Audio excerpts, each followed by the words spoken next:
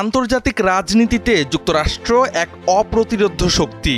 আইন, নীতি ও বৈদেশিক সম্পর্ক গঠনের ক্ষেত্রে দেশটির প্রভাব বিস্তৃত এবং গভীর। এই প্রভাবকে নিজেদের পক্ষে আনার জন্য বহু দেশ, কোম্পানি ও সংগঠন যুক্তরাষ্ট্রে পেশাদার তদবির প্রতিষ্ঠান, লবিং ফার্ম নিয়োগ করে। এসব প্রতিষ্ঠান প্রশাসন, কংগ্রেস বা সরকারি সংস্থাগুলোর ওপর প্রভাব বিস্তার করে ক্লায়েন্টের স্বার্থ রক্ষা করে থাকে। এটি লবিং, আর যারা এটি করেন তারা লবিস্ট নামে পরিচিত।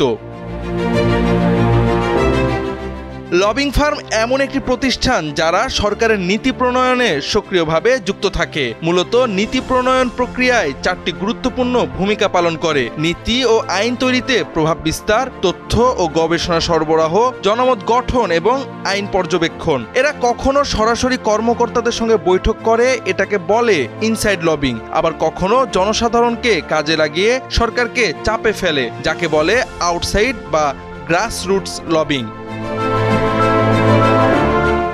সাম্প্রতিক সময়ে বাংলাদেশ সংলগ্ন দেশ ভারত ও মিয়ানমার বিপুল অর্থে যুক্তরাষ্ট্রে লবিস্ট নিয়োগ করেছে। ভারতের দূতাবাস মার্কিউরি পাবলিক অ্যাফেয়ার্স নামের একটি লবিং ফার্মের সঙ্গে চুক্তি করেছে, যার মাসিক ফি $৭৫,০০০। অন্যদিকে মিয়ানমারের সামরিক সরকার $৩০ লাখ ব্যয়ে ডিসিআই গ্রুপকে নিয়োগ দিয়ে যুক্তরাষ্ট্রের সঙ্গে সম্পর্ক পুনর্গঠনের চেষ্টা করছে।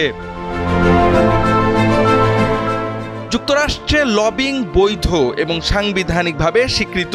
লবিং ডিসক্লোজার অ্যাক্ট 1995 এবং honest leadership and open government act 2007 মাধ্যমে এই খাতকে নিয়ন্ত্রণ ও স্বচ্ছ রাখার চেষ্টা করা হয়। লবিং এর ইতিবাচক দিক হচ্ছে এটি বিভিন্ন গোষ্ঠীর মতামত ও স্বার্থনীতিতে প্রতিফলিত হতে সাহায্য করে। বিশেষজ্ঞদের মতে লবিং না থাকলে নীতি নির্ধারকেরা অনেক গুরুত্বপূর্ণ তথ্য থেকে বঞ্চিত হতেন।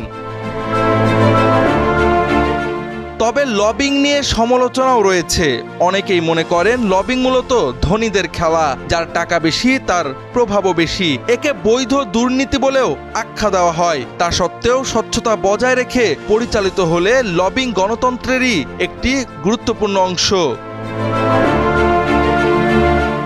সার্বিকভাবে লবিং ফার্ম হলো এমন এক প্রভাবশালী হাতিয়ার যার মাধ্যমে নীতি নির্ধারণের কক্ষে গড়ে পিটে নেওয়া হয় আন্তর্জাতিক সম্পর্ক, অর্থনীতি এবং বৈশ্বিক বাস্তবতা। ডেস্ক রিপোর্ট, সময়ের আলো।